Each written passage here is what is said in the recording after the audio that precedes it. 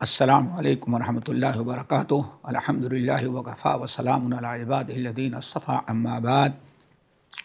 محترم حضرات، دینی بھائیوں، بہنوں، نوجوان ساتھیوں، نبی علیہ السلام دنیا میں آئے تھے، انسانیت کے علم بردار تھے۔ اللہ رب العالمین نے آپ کے بھیجنے کا مقصد یہی بیان فرمایا، وما ارسلناک الا رحمۃ للعالمین۔ اسی لیے آپ کا لقب محسن انسانیت ہے۔ انسانیت کو آج دنیا میں بے انتہا پامال اور برباد کیا جا رہا ہے، ضائع ہو رہی ہے۔ اسی احترام انسانیت کو دوبارہ زندہ کرنے کے لیے بڑی خوشی کی بات ہے، آل انڈیا اہل حدیث کانفرنس زیر اہتمام مرکزی جمعیت اہل حدیث ہند رام لیلا میدان میں بتاریخ 9 اور 10 نومبر منعقد کی جا رہی ہے۔